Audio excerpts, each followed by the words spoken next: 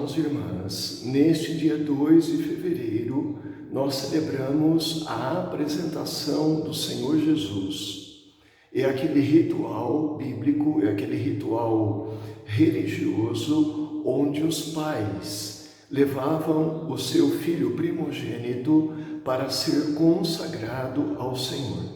O texto bíblico que nós refletimos neste momento é o de São Lucas, capítulo 2, versículos 22 a 40. É importante nós observarmos que o pano de fundo dessa apresentação de Jesus no templo, essa dedicação que Maria e José fazem do filho deles a Deus, tem como fonte de inspiração o primeiro livro de Samuel, no capítulo 1, nos versículos 19 a 28. Ana clamou por um filho, e o seu clamor foi ouvido por Deus.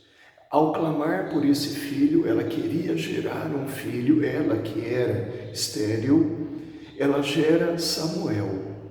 E ela faz uma promessa a Deus, de que se Deus lhe conceder um filho, ela o consagrará a Deus. Assim termina a apresentação que Ana faz de Samuel no templo. Ela diz: da minha parte eu o dedico ao Senhor, por todos os dias que viver, assim o dedico ao Senhor.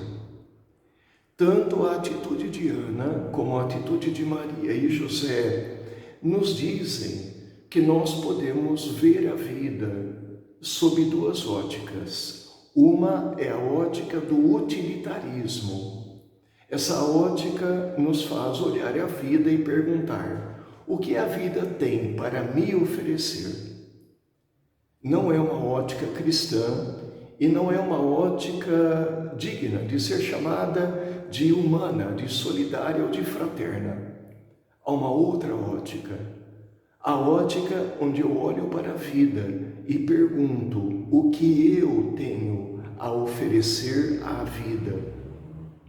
Essa foi a ótica de Ana em relação ao seu filho Samuel. Essa foi a ótica de Maria e José em relação ao filho Jesus. Dedicá-lo ao Senhor, apresentá-lo ao Senhor. Ensinar essa criança a crescer com esta pergunta no coração: o que eu tenho a oferecer à vida para o bem das pessoas? E aqui nós temos então, quando Maria e José, quando Jesus tem 40 dias de vida, vão ao templo em Jerusalém apresentar o menino a Deus. Ao apresentá-lo, aparecem ali no templo duas pessoas idosas. Uma é Simeão, a quem o Espírito Santo havia prometido que ele não veria a morte antes de conhecer a salvação de Deus e ver com os seus olhos o Salvador, Jesus Cristo. E depois Ana, uma idosa dedicada toda a sua vida a Deus após a viuvez, que vai ao templo e fala do menino Jesus a todos os que estavam ali. Temos o velho e o novo, temos a alegria, temos o a promessa e o cumprimento. Como se Simeão e Ana fossem a promessa, eles aguardavam o cumprimento da promessa. E agora Maria, José e o menino Jesus são a realização dessa promessa.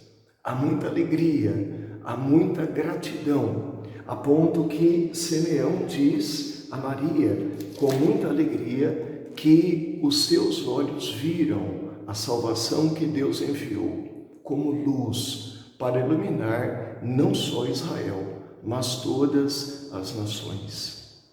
A mãe dá à luz um filho, e o filho é chamado a ser luz para as pessoas. Indicação de caminho, orientação de vida, luz que aponta para Deus, luz que é sinônimo de vida. E como todos nós já conhecemos esse texto, Simeão precisa ser muito realista ao falar tanto a respeito de Jesus como para a sua mãe. Ele não pode esconder que esse menino que está ali sendo festejado como luz de Deus para Israel e as demais nações será um sinal de contradição.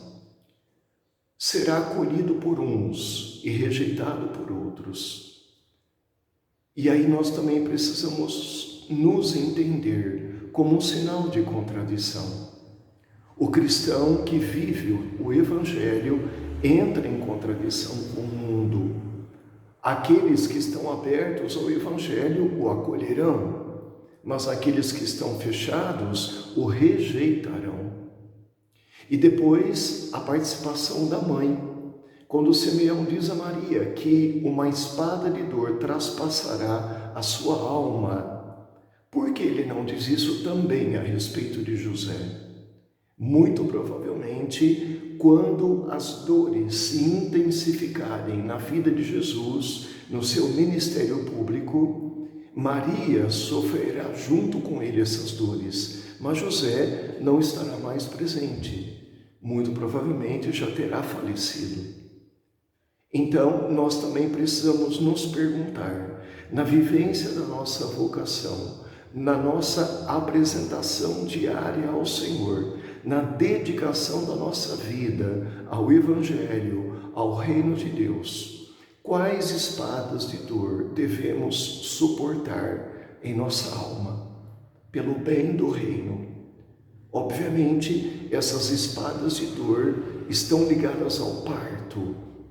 É preciso que a dor de uma certa forma preanuncia o nascimento do novo. O novo não nasce sem dor. E nós precisamos, como Maria, suportar a dor do nascimento de um mundo novo trazido na perspectiva do reino de Deus. Uma última questão que vale a pena nós pensarmos a respeito da apresentação. Não é um texto que esteja em paralelo com o Evangelho que hoje estamos meditando, mas ele vale a pena, uma vez que diariamente o homem fiel a Deus, a mulher fiel a Deus, eles são chamados a se apresentarem ao Senhor. E nós encontramos no livro do profeta Miqueias esta pergunta.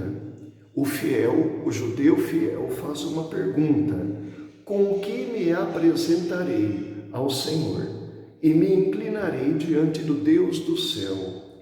Porventura me apresentarei com sacrifícios, com novilhos de um ano? Terá o Senhor prazer nos milhares de carneiros? Ou ainda ele pergunta: darei eu meu primogênito pelo meu crime? Entenda-se aqui, pelo meu pecado. E aí o profeta Miqueias responde: foi-te anunciado, homem, o que é bom e o que o Senhor exige de ti, nada mais do que praticar a justiça, amar a bondade e andar humildemente com o teu Deus.